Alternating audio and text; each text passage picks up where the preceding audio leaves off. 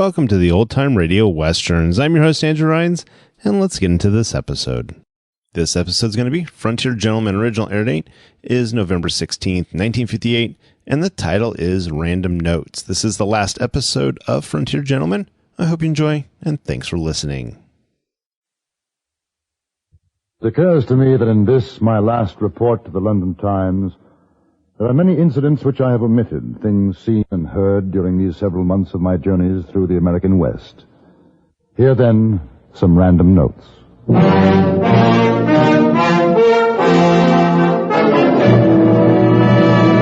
Frontier Gentleman.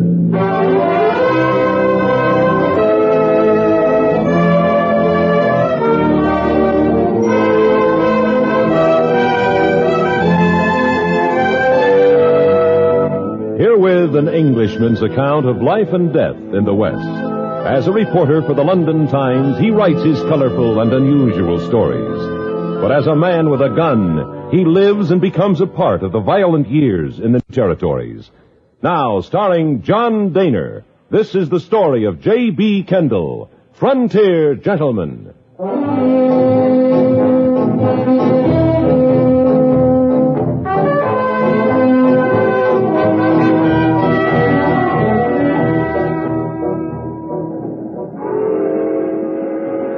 These notes are being written as I journey by train to New York. From there I shall board a ship for England and home. I recall in the Montana Territory town of Helena, a tall gentleman in high hat, black broadcloth frock coat, a dirty shirt with a torn paper collar, and the most singularly unpressed pair of nankeen trousers. He stood outside a saloon with a small case of bottles set before him.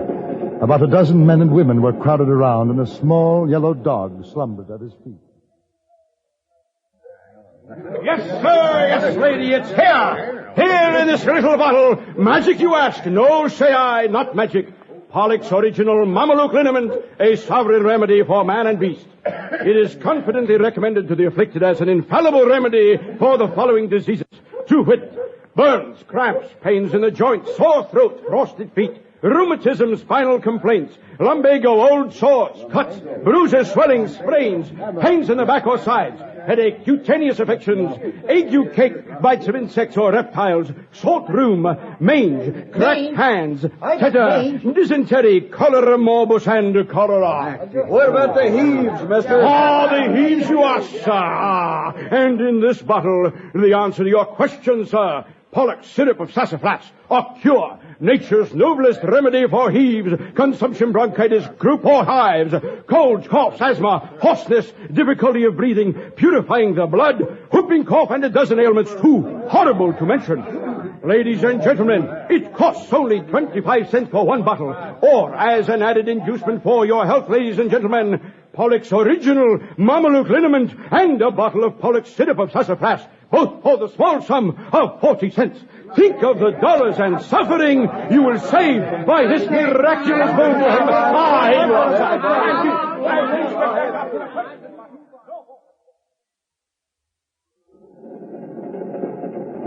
I remember the duel fought between two ladies, rivals for the dubious hand of a swaggering young Lothario named Court Thompson. The entire town turned out for the event. The duelists were Mattie Silks and Katie Fulton. They were to fire at 10 paces, and all was in readiness. Well, sir, if you ask me, my money's on Mattie. Mattie? Why, sure, everybody knows Mattie Silks. You mean you ain't visited? No. I got $10 says she'll blow Katie Fulton's bustle clean out of the county. Aside from Court Thompson, Mattie ain't standing for Katie's bar being on the same street. Just real bad feeling there. Well, which is Court Thompson? Feller standing next to Mattie. Oh, he's a one, he is. You gotta excuse me now, mister. I've been selected to count off the steps. All right, folks.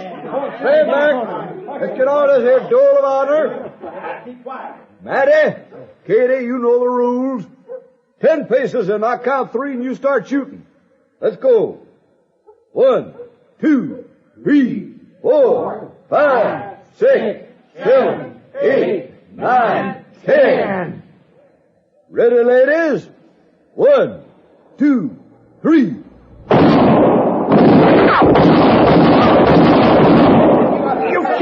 me! I'm shot!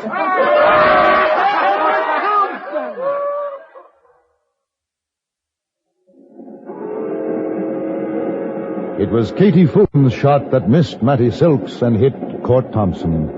Some said she'd done it purposely. Others argued that it was an accident. At any rate, Mattie took the wounded Don Juan home, and as far as I know, their love burgeoned from that moment on. I shall continue these notes after the next stop, which is Chicago.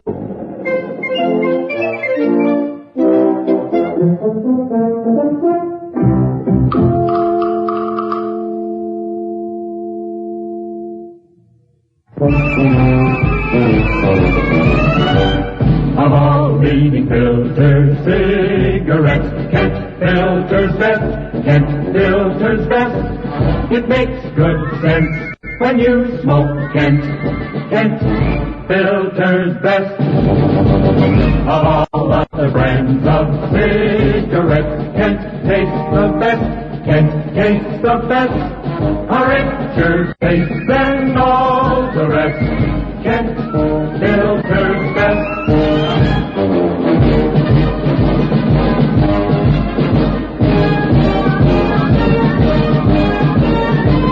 It makes good sense when you smoke Kent.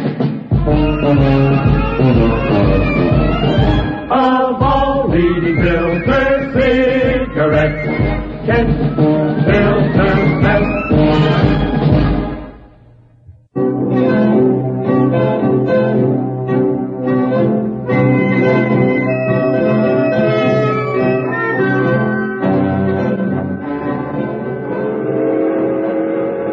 I remember an old man, a miner I met in Fort Benton.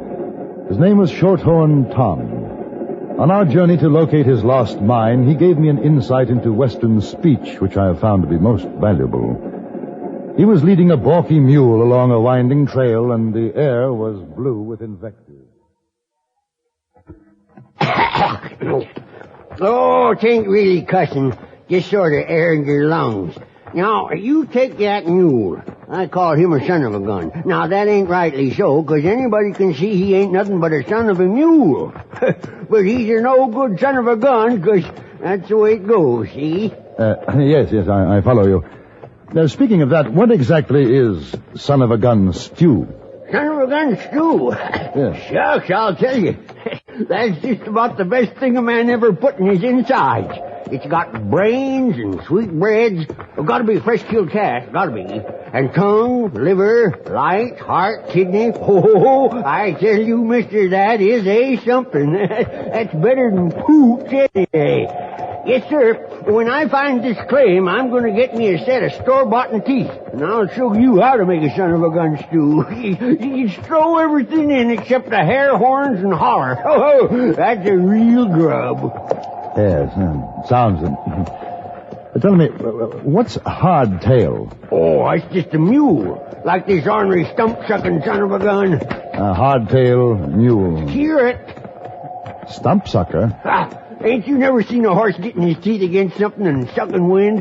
That's what a stump sucker is. Oh, you don't want nothing to do with a critter like that. No, sir. No. I've heard the expression riding herd on a woman. Oh, that's courting, riding herd's courting. Boy, you stick around old Shorthorn Tom, he'll have you talking smart as a bunkhouse rat.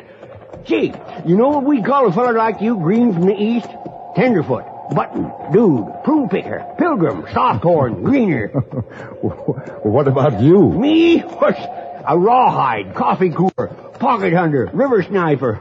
Of course, fellas call me a lot of other things, too. It don't really matter what they call you. It's what you are that counts. Now, I take you for a good partner, mister. Real good. Shorthorn Tom never did find his lost mine. He died up in the Highwood Mountains. I was with him. Then there was the performance of Othello that I witnessed in Kansas, the Frontier Theatrical Players. Othello was a fine, powerful fellow with a broad Texas accent, a cowhand recruited by the wife of a ranch owner. Needless to say, the wife played Desdemona. Unfortunately, Othello had a scant 3 days in which to memorize his part, The resultant scene I report verbatim. That handkerchief which I give to you, I'll give it to Cassio. No, by my life and soul, send for the man and ask him. No, I don't want no sweet talk, honey. Y'all take heed of perjury, 'cause you art on thy deathbed. Aye, but not yet to die. Yeah? So you confess freely about all that sinning. For to deny him. For to deny each article with oath cannot remove or choke. Something that I do grunt. Honey, you all gonna die. Mercy. Amen.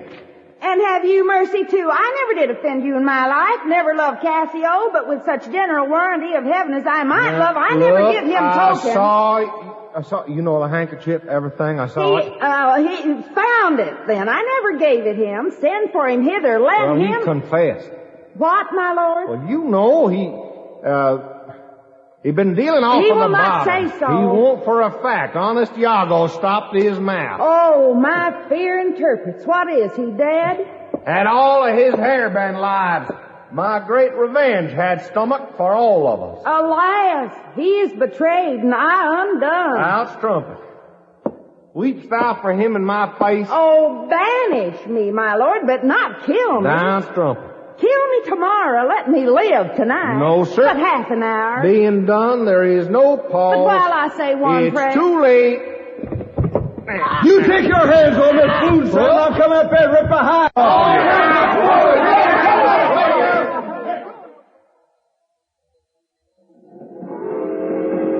The player's conclusion had deviated somewhat from Shakespeare's intent, but I found it nonetheless dramatic. I've often wondered whether the Texas Othello continued his thespian career. He could have made a fortune in London. Speaking of fortunes, reminds me of an extraordinary thing that happened in Montana Territory. I shall note it down after dinner.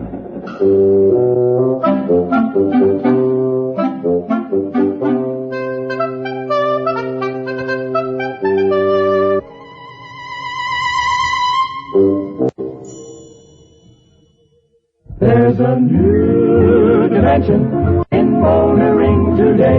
It's the Lark by Studebaker. Coming your way.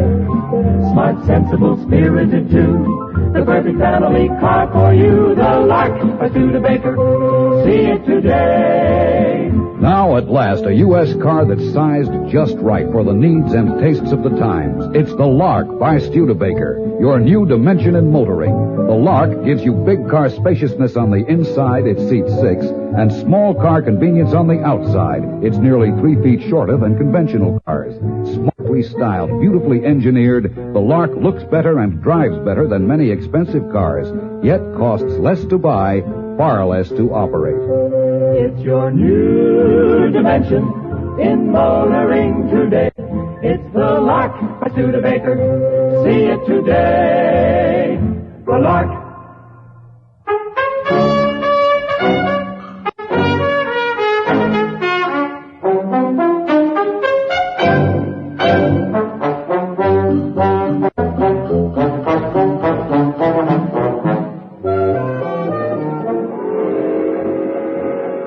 I mention an event in Montana Territory, but it happened to a Chinese gentleman named Li Chao. He was a well-educated man, scrupulously honest, and ran a general supply store in Helena. During a few days of my visit, I had enjoyed several cups of tea and 1 or 2 chess games with him. I remember that one afternoon he seemed quite excited. His hand shook as he poured the tea. This is a momentous day for me, my friend Kendall. Oh? You are the first to know. I am a mine owner. No. Look, a legal document which gives me possession of the Lucky Hand Plaza claim. I have paid for it with my life's earnings, $40,000. You know that some men have been bringing me their gold dust to keep for them, as in a bank? Yes, I remember you telling me. It was their claim that I bought. It took much time, much trade talk, but finally they agreed to sell. Now I am a mine owner. As soon as I have made my fortune, Kendall, I shall return to China and live the remainder of my life in peace and security.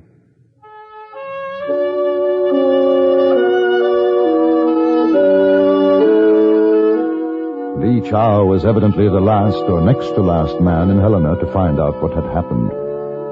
I heard it 3 days later from the barber who was shaving me. Hey, mister, it's the biggest joke in Helena since old man Hornaday strung up that mule for kicking his wife. You mean you ain't heard? No. Yeah, a Chinese gent along the street, Lee Chow, bought himself a mine. Yes, I know. You know it's salted? Salted? He's paid $40,000 for a salted mine. What the boys done was to take him a bag of gold dust every day to hole for him. Lee figures they got a whopper claim. He wants to buy in partners. No, sir, says they. And then when Lee's primed real good, the boys figures how they done enough work, they're ready to sell out. Lee Chow buys for $40,000. The fellas take your dust and vamoose, leaving Lee Chow the deed to a vegetable farm. That's all it's good for. Does he know yet? If he don't, he's the only man in hell that ain't. Well, what about the men who sold the claim to him? Well, last I heard, they was headed for California.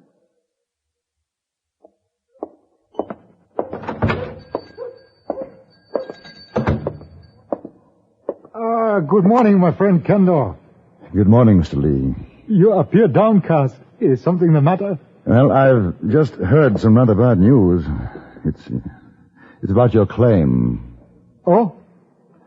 You've been cheated, Mr. Lee. There's no gold. The men who sold it to you knew it. So? But I do not understand. Yesterday my boys who are working for me, they bring me a sack of dust. Here. See for yourself. It is the same as I have seen before. Your workers took this out of the claim? It is just as it has always been. I don't understand this talk of cheating. Neither do I, Mr. Lee. Here is my friend, Ji Ping. He very fine miner working for me. Good morning, Ji. Good morning, Lee. Good morning, honored sir. Good morning. My friend here, Kendall, he's worried about the claim. You worried? Why? There is talk of salting the mine. Then salt is of gold. Here, from work of yesterday. 1 ounce more than first day. I do not know from where you hear this bad news, my friend Kendall. But if the rest of my life is as unfortunate, I shall indeed be a rich and happy man. Will you take a cup of tea with me? Perhaps a game of chess? A day or so later, I left Helena and didn't return for about 3 weeks. Then it was only to spend an hour or so arranging for transportation to Fort Worth. I went to the store of Mr. Lee Chow and found to my surprise that it was closed. I walked to the barber shop and over a hair trimming learned what had happened during my absence. Lee Chow. Mister, you whispered that name around these parts. Say, ain't I seen you before? Yes, I came in for a shave a few weeks ago. Yeah, never forget a face. Well, what about Lee Chow? Gone. China, they say. Well, what happened? Sold that claim of his. Oh, well, I'm glad to hear it. Yeah, maybe you are, but there's a passel of fellas around here who ain't. You know what that son of a gun did? What? Salted his mine. Ain't that something? Everybody figuring Lee Chow an honest man, and he salts a mine. Shows you. Well, how? I mean, I thought the claim had turned out to be good. What do you call it, a bonanza? Yeah, that's what everybody thought. You know what he was doing? Every day he had one of his coolies bring in a sack of dust, made sure people saw it. After a while, fellas begun figuring that Lee really had struck pay dirt. A couple of them went into Lee's place, showed him a sack of dust. He showed it to me. Sure he did. And he had one other sack. That's all he had. One he kept in the store, the other he'd give back to the coolie who'd bring it in the next day. It ain't nothing to laugh at, mister. You know what he done? No, I haven't any idea. Sold that worthless bit of ground for $100,000. Yes, sir, $100,000, then skips off to China. Biggest swindle I ever seen in the territory. Fellows who bought it found out the next day.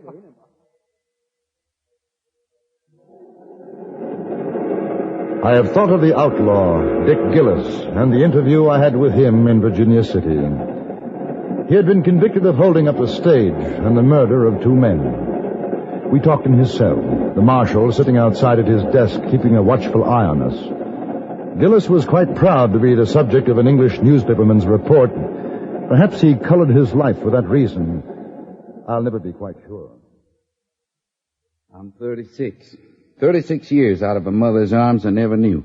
She went up Salt River when I was born. Javi. My pa, he were a wicked old so-and-so, used to beat the tar out of me. I run away from home when I was 10. Where did you go? Nebraska, Kansas, Colorado. I've been all over. I've seen more than most men see in 5 lifetimes. Less than I wish I had. What made you start just being an outlaw? Man doesn't start, mister. Shucks, I was born outlaw. Did my first killing when I was 10. Shot me my pa's horse. That's how come I run away. Why did you shoot his horse? I don't know. 'Cause I guess the old varmint cared more for horse flesh than for his own son, maybe.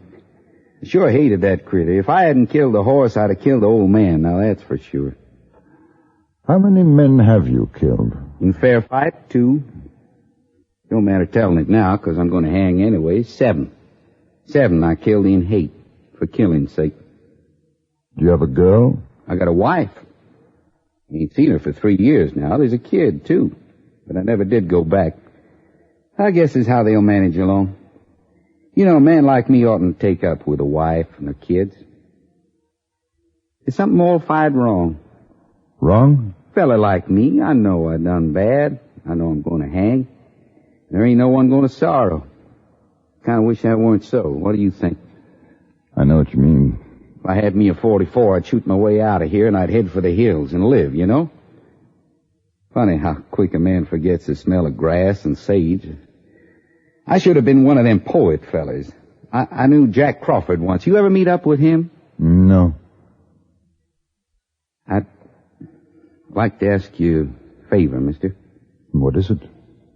You write what I'm telling you in that English paper of yours. You say maybe somebody sorrowed when I got my neck broke, huh? Make it up maybe like my wife or kid heard, and they sorrowed. I will. Day comes when man gets to be alone. Ain't nothing more to look at except what's inside.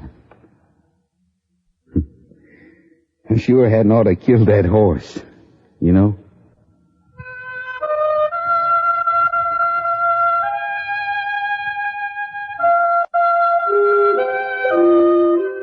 These are some of the things which I've seen, heard during my travels.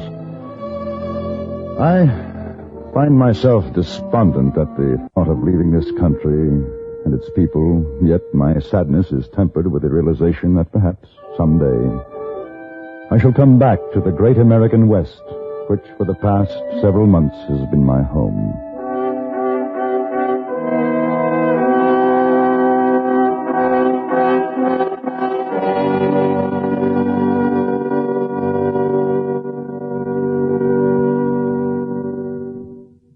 Do you know about the little white tablets in the little green pocket roll? Just a-waiting for the moment when you need 'em to bring your acid indigestion under control.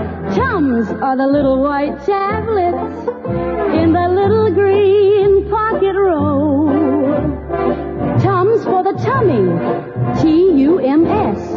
Bring relief quicker than you'd ever guess. Best for any kind of acid distress. Keep 'em handy in the pocket roll.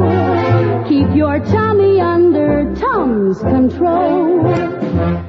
Tums are fast, effective, and safe. Tums relieve the discomfort of acid indigestion quickly with no danger of acid rebound, sometimes caused by harsh alkalizers. Always carry Tums, 10 cents. 3-roll pack, a quarter. New 6-roll pack with free metal carrier, 49 cents. Frontier Gentleman was written, produced, and directed by Antony Ellis and stars John Dehner as J.B. Kendall. Featured in the cast were Ben Wright, Virginia Gregg, Lawrence Dobkin, Joseph Kearns, Vic Perrin, Jack Kruschen, Jack Moyles, and Harry Bartell. Bud Sewell speaking. CBS, caution before speed. This is the CBS Radio Network.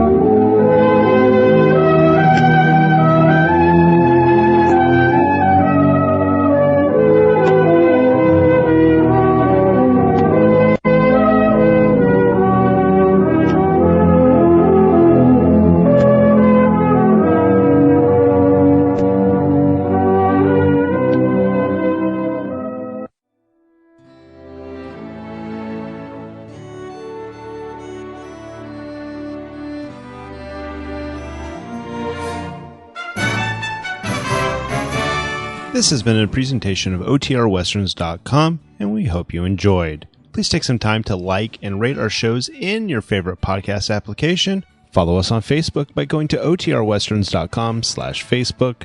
Join in the conversation by going to OTRWesterns.com/Discord.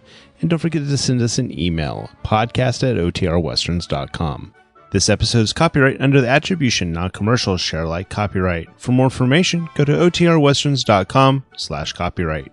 Have a great day, and again, thanks for listening.